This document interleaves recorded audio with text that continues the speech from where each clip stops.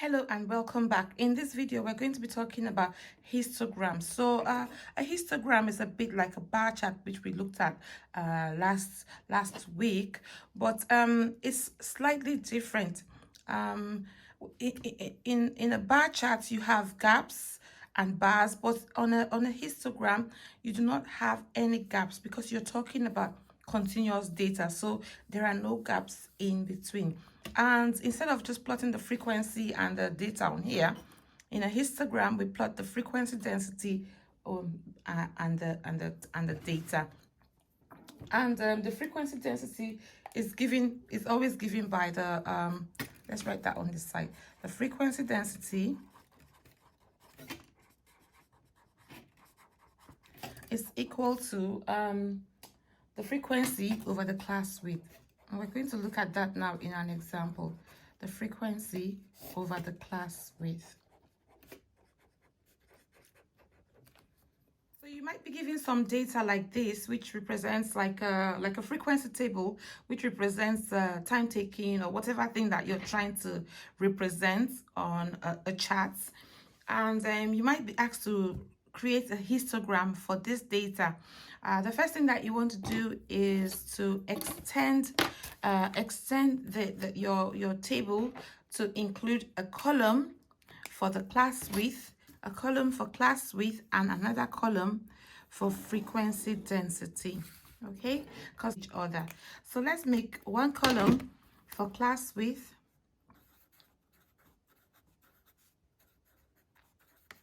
and another column for the frequency density.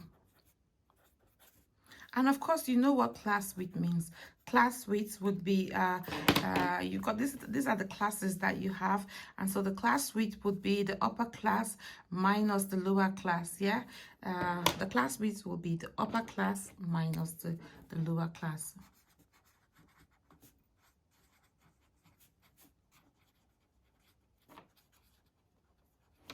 Okay, and I told you what frequency density is already. So let's have a look at how we work out the class widths quickly. Here you got 0 and 20. 20 minus 0, that would give us 20. 35 minus 20, that is 15. 50 minus 15, 50 minus 35, that is going to give us 15. 60 minus 50, that's going to give us 10. And 80 minus 60, that's going to give us 20. Okay, it's all those ones that we're working out. Next, we are going to calculate the frequency densities. I already told you that frequency density is equal to the frequency over the class width. So what's the frequency here? It is 4, and you got 20. So this would be 4 over 20. This would be 9 over 15. This would be 6 over 15. This will be 6 over 10. And this will be 5 over 20. You're just going to put those into your calculator, and then you're going to put the answers in. I've already done these ones. I'm going to put the answers in for you, and you can try them out on your calculator. This will be 0.2. Let me use my pen. 0.2, 0.6. 0.4,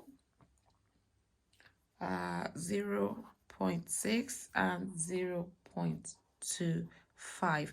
Now we got all the data. We just need to draw our graph now, our histogram. Now to draw my histogram, I need a well-sharpened pencil with eraser at the end, and I need a ruler, okay, because I'm drawing lines and I want to make sure everything is done accurately. So let's have a look at how I can draw this one. I need to have my frequency density on the y-axis. I'm going to draw that, and I need to have my my data on the x-axis, so I'm going to draw that. So I've drawn my axis. Okay, I've got the first data on my table, on my frequency table, is 0 to 20. It's going all the way up to 80. So I'm going to decide from here how I want to put them in, how I want to scale them. Yeah, so this is definitely my time t.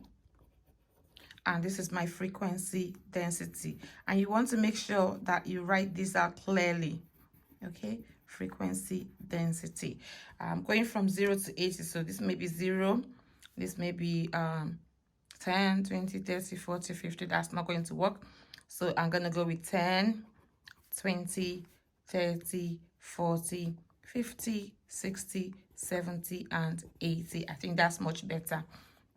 My frequency density from my little calculations that I worked out here, I have up to 0.6 here. I have the smallest one is 0.2 and the largest one is 0.6. So I'm going to decide how I want to go up. Maybe I want to be going up in 0.1s in 0.1. So let's see what I've got here. 0.1, 0.2, 0.3, 0.4, 0.5, 0.6, just at the tip there. So maybe I'm going to extend that a little bit more to fit in my data.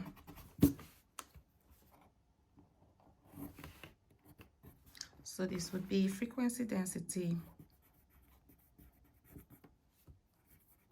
Oh, sorry, I'm writing that.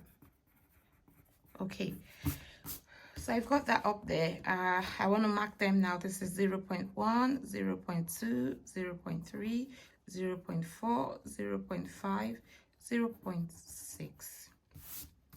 Okay, well, let's write those in quickly. This is 0.1, 0.2, 0.3, 0.4, 0.5, and 0.6. And on this side I had 0 right here, and I was going up in 10, so this would be 10, 20, 30, 40, 50, 60, 70, and 80. And that's my last data. My last data is 80. Okay, now it's all set. Now it's time to plot the histogram. Now it's time to plot our graph. Now let me point out something to you. Yes, we used the class width here. We worked out that class width here, but that was to help us calculate the frequency density. When we come to plot our graph, we're using this class width right here, the upper limits. Okay, we're using the upper limits to plot against the frequency density. So we are plotting those ones. Those are the ones we are plotting this time around. Okay, so let's do that. I've done the first one. Yeah, I've done the first one, which is 20 and 0.2. So we've done that. So we got to 20, and we'll take that up all the way to 0.2 and join them up. Now let me do the next one in front. Let me do the next one in front of you. The next one would be 35 and 0.6. So 35 would be, on my graph, would be in between 30 and 40. So that should be somewhere right in the middle there. And 0.6 is right at the top there. So I'm just going to go all the way up to the top of my graph and find that space in between 30 and 40, and I'm going to join that up with this bar right here, and that would be my next one.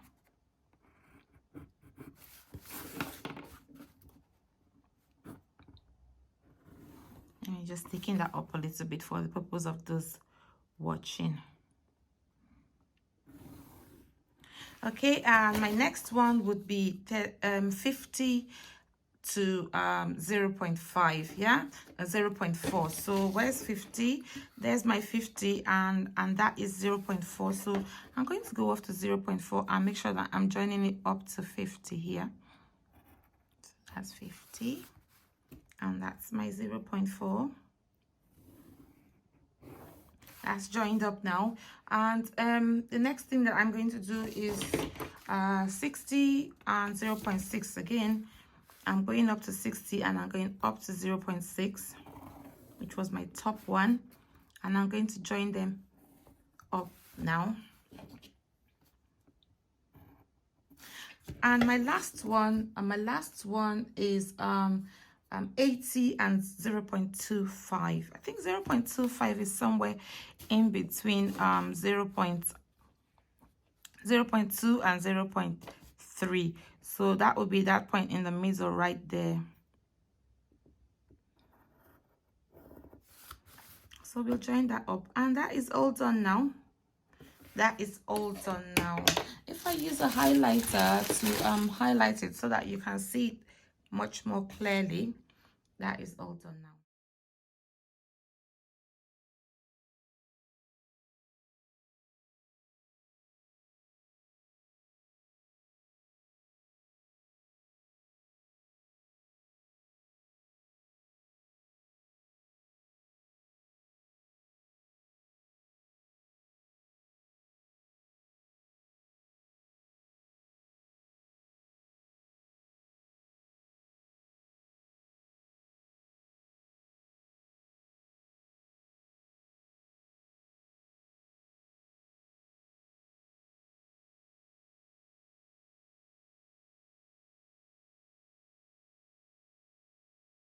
You can definitely stick a label somewhere. You can say time taken to study for tests.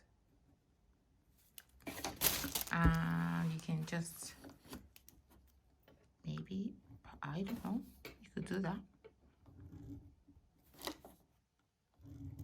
And that's it all done. That's it all done.